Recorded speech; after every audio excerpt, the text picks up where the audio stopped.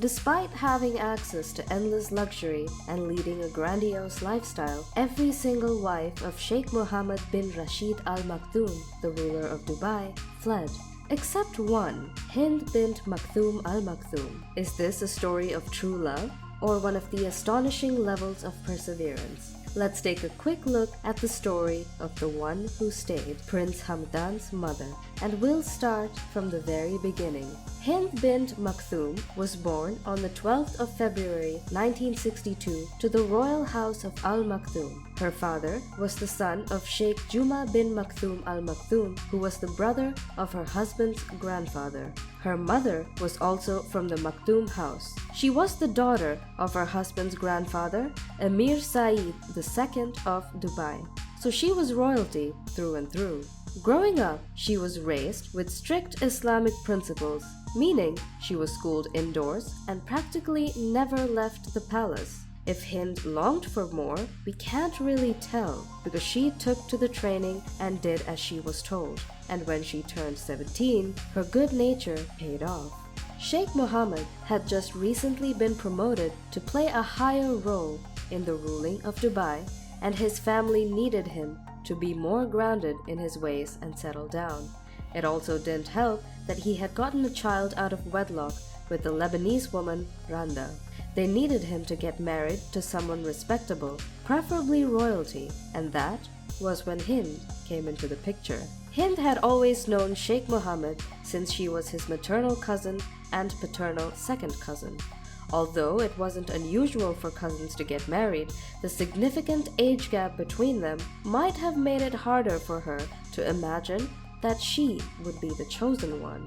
So when she was informed of the Sheikh's intentions and agreed, preparations began for the celebration of a lifetime. Their wedding was grander than you could ever imagine, and it was the first major public event for Dubai.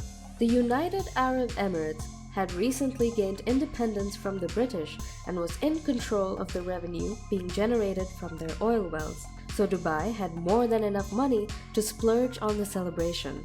The whole ordeal lasted about 5 days. For the wedding, a 20,000-seater stadium was built, and it was only big enough to fit dignitaries, while the less reputable people were hosted in open spaces that had been decorated on the streets of Dubai. It was more of a national holiday than a wedding. On the first day of the wedding, a procession of 20 exotic camels brought gifts to the feet of Hind, and they were gifts from Sheikh Mohammed and his aristocratic friends. They were made up of the most precious stones, outfits, jewelry, antique dishes, and exotic carpets. Then she was presented with the keys to several luxurious cars. If she hadn't been a royalty, she'd have been completely overwhelmed. In subsequent days, the guests witnessed everything from camel riding to incredible air shows. Everyone in Dubai was given free food and entertainment. The aristocrats who attended the wedding were blown out of their minds by the luxury of the ceremony. It's believed that roughly $137 million was spent on the wedding, and it immediately earned a comfortable spot in the Guinness Book of Records as the most expensive wedding in history. It was a glorious event. However, with all the glamour that came with the wedding ceremony, the marriage itself wasn't as glamorous. As soon as the wedding celebrations were over, she returned to the confines of the palace and immediately devoted herself to family life. Over the next 2 decades, she bore her husband 12 children and also adopted several others from orphanages. And when her husband began to bring in more wives, she gladly took in their children as her own. She never complained and always did her husband's bidding. But despite all the good she did, life dealt her an ugly hand.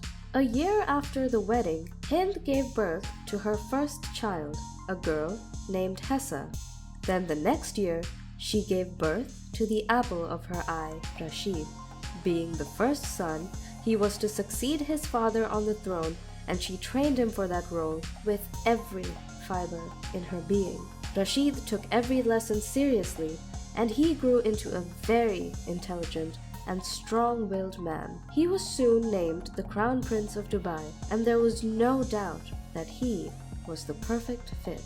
But, unfortunately, when he turned 33, he died of a heart attack. It was a terrible blow to the whole of Dubai because he had shown great promise, but Hind was inconsolable. However, she couldn't mourn for long because she had other children to take care of and had to worry about keeping her family together. As years went by, she became very comfortable in her matriarch role for both her family and Dubai at large. She was always involved in charity events and gave out to the needy as much as she could. But that wasn't enough to take away the pain of being the wife who had to stay within the confines of the palace while the others were flaunted. Even when she went out, she always wore a burqa, a sort of metallic-colored face mask worn by Arab women in the Gulf countries, so outsiders did not know what she looked like. When the wives who came after her began to flee because they couldn't withstand the pressure that came with being the wife of a ruler who wasn't afraid to punish mistakes, she stayed back, because where else would she go? But their fleeing made her hope that the sheikh would settle down and become content with being married to only her. But in 2004, she got a shocking surprise. The sheikh, who was 55 years old at the time, announced that he would be getting married to the 29-year-old beautiful Princess Haya from Jordan. Although their marriage wasn't as grand as that of Mohammed and Hind, Haya immediately became the trophy wife.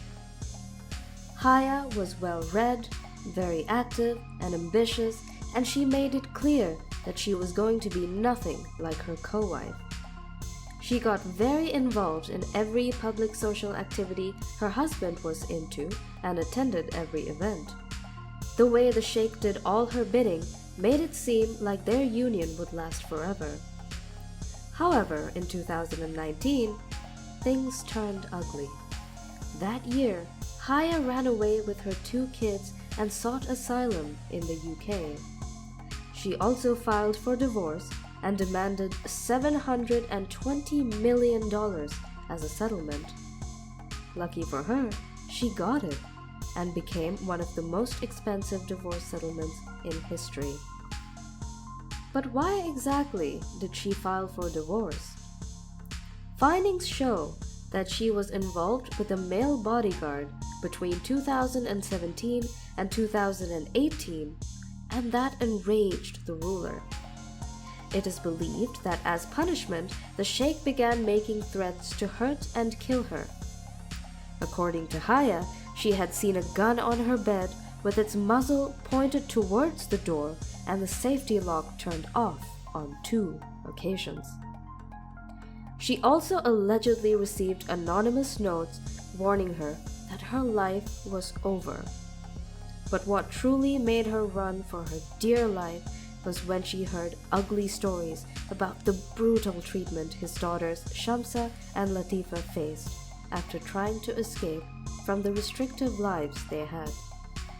Although the sheikh denied every allegation, the judge of the Court of England and Wales ruled in Haya's favor, and that was the end of the marriage. But amidst the whole mess the scandal caused, Hind remained in Dubai and did her best to pick up the pieces. And one way she did that was to intensify the training of her son, Prince Hamdan, who was named Crown Prince after the death of his brother. Just like his brother, Prince Hamdan has shown great promise and has begun working extraordinarily hard in the development of the Emirates. The prince cannot afford to fail because despite his father's unsuccessful marriages, he successfully built Dubai into what it currently is. He was the one who revolutionized the country and turned it into the money-making machine it now is. So for Hamdan to replace his father as the ruler, he must be ready to do much better. Besides the training of her biological son, Hind's impact on the lives of the ruler's other children can never be undermined. She made sure each child didn't feel the absence of their mother and trained them to take up whatever role awaited them. Hind is truly a blessing to Sheikh Mohammed bin Rashid Al Maktoum. Currently, she's a 61-year-old woman who is still living in the shadows. But she has been doing a lot of work to make sure she's never forgotten. She's actively involved in charity work, and she's an avid supporter of women being more involved in the government. She also promotes fitness among women, and that's why she, alongside her son Hamdan, launched the Sheikha Hind Women's Sport Tournament, where women are encouraged to participate in fitness and sport activities. This woman is an embodiment of strength and resilience. She stayed with her husband despite the several ups and downs that came with the marriage. Although we might never actually know why she stayed while others left, we are certain she'll forever be respected. So, what do you think? Kindly let us know in the comments section. Also, don't hesitate to like, share, and subscribe, and we'll see you in the next video.